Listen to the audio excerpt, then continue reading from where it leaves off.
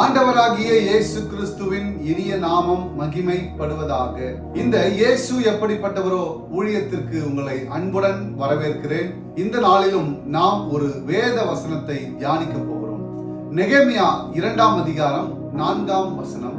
அப்பொழுது ராஜா என்னை பார்த்து, நீ கேட்கிற காரியம் என்ன என்றார். அப்பொழுது நான் பரலோகத்தின் தேவனை நோக்கி ஜெபம் பண்ணி. இந்த நெகேமியா இடிந்து போயிருக்கிற எருசலேமின் அலங்கம், சுட்டெரிக்கப்பட்ட அதனுடைய வாசல், இவைகளை குறித்து கேள்விப்படுகிறதும், தன்னுடைய ஜனங்களில் மீந்திருக்கிறவர்கள் அந்த இடத்துல அடிமையாய் கிடக்கிறதையும் கேள்விப்பட்டு அவர் மிகவும் அழுது, வசனம் சொல்கிறது நெகேமியா 1ஆம் அதிகாரம் 3-4 வசனங்கள். அதற்கு அவர்கள், சிறையிருப்பில் மீந்திருக்கிறவர்கள் அந்தந்த தேசத்திலே மகா தீங்கையும் நிந்தையையும் அனுபவிக்கிறார்கள். எருசலேமின் அலங்கம் இடிப்பட்டதும் அதன் வாசல்கள் அக்னியால் சுட்டெரிக்கப்பட்டதுமாய் கிடக்கிறது என்றார்கள். இந்த வார்த்தைகளை கேட்டபோது நான் உட்கார்ந்து அழுது சில நாளாய் துக்கித்து உபவாசித்து மன்றாடி பரலோகத்தின் தேவனை நோக்கி.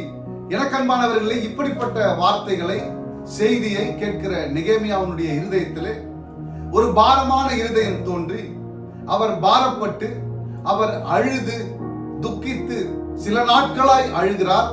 துக்கித்து உபவாசம் இருந்து விண்ணப்பம் பண்ணி மன்றாடி தேவ சமூகத்திலே அமர்ந்து அவர் தேவனை நோக்கி விண்ணப்பம் செய்கிறார்.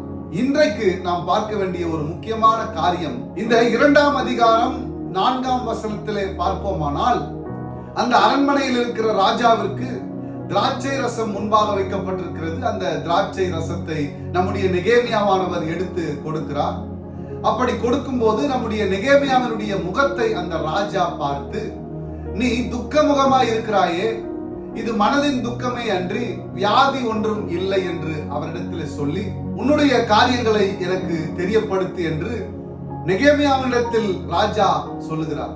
அப்படி கேட்ட மாத்திரத்தில் நெகேமியா மிகவும் பயந்து உடனே ராஜாவை நோக்கி, வசனம் சொல்கிறது நெகேமியா 2ஆம் அதிகாரம் 3ஆம் வசனம், ராஜாவை நோக்கி, ராஜா என்றைக்கும் வாழ்க, என் பிதாக்களின் கல்லறைகள் இருக்கும் ஸ்தலமாகிய நகரம் பாழானதும் அதன் வாசல்கள் அக்கினியால் சுட்டெரிக்கப்பட்டதுமாய் கிடக்கும் போது நான் துக்க முகத்தோடு இராதிருப்பது எப்படி என்றேன். அடுத்த வசனம் சொல்கிறது, அப்பொழுது ராஜா என்னை பார்த்து, நீ கேட்கிற காரியம் என்ன என்றார்.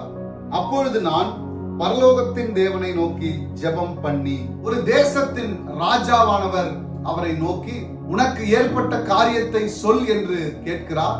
அப்படி ராஜா கேட்கும் போது உடனடியாக இந்த இடத்துல நெகேமியாவானவர் செய்கிற ஒரு காரியம், அப்பொழுது நான் பரலோகத்தின் தேவனாகிய கர்த்தரை நோக்கி ஜெபம் பண்ணி.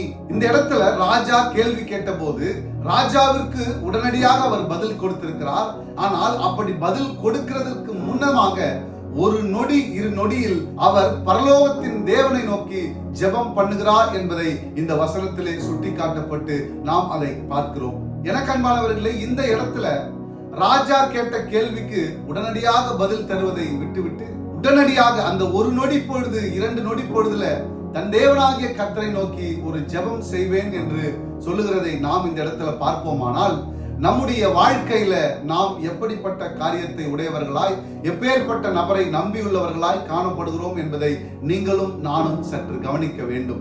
இந்த நெகேமியா 1ஆம் அதிகாரம் முழுவதையும் நீங்கள் வாசித்து பார்த்தீர்களானால், இந்த நெகேமியா எப்படிப்பட்ட ஜெபத்தை தன் தேவனாகிய கர்த்தரை நோக்கி வைத்தார் என்பதை நீங்கள் சற்று கவனிக்க முடியும். அதில் சில வசனங்களை நான் தற்பொழுது வாசிக்கிறேன்.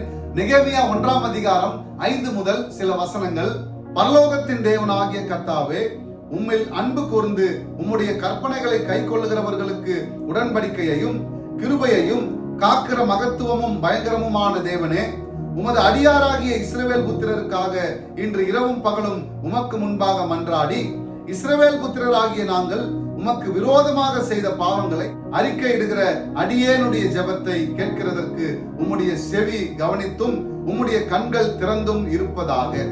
நானும் என் தகப்பன் வீட்டாரும் பாவம் செய்தோம். நாங்கள் உமக்கு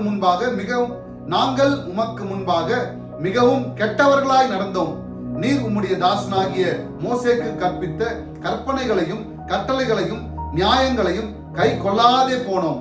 எனக்கு அன்பானவர்களே, இப்படி இந்த 1ஆம் அதிகாரம் முழுவதையும் நீங்கள் வாசித்து பார்த்தீர்களானால் நெகேமியாவினுடைய அந்த ஜெபம் மற்றும் அவர் தன்னை தாழ்த்தி கொண்ட தன்னுடைய ஜனத்துக்காக விண்ணப்பம் செய்த அந்த வேண்டுதல் செய்த அப்படிப்பட்ட காரியத்தை நீங்கள் தெரிந்து கொள்ள முடியும்.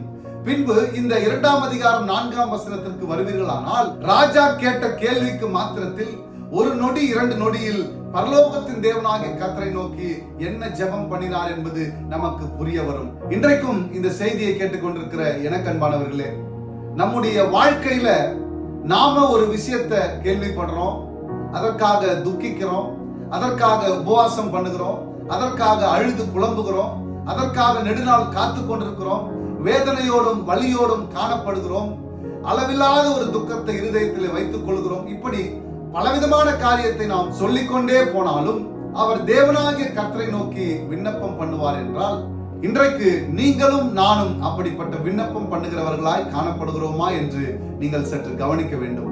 இந்த நெகேமியாவினுடைய செயல் தான் எப்பொழுதும் தன் தேவனாகிய கர்த்தரை சார்ந்திருப்பதாகவும் அவரே எல்லா காலத்துக்கும் தெய்வமாய் இருந்து நம்மை நடத்துகிறவராகவும் இருக்கிறார் என்பதை உறுதிப்படுத்தி சொல்லுகிறது. அதற்கு பின்பு நெகேமியாவினுடைய காரியங்கள் யாவற்றையும் ராஜாவிற்கு தெரியப்படுத்தின பின்பு ராஜா சில காரியங்களை நெகேமியாவுக்கு கொடுக்கிறார்.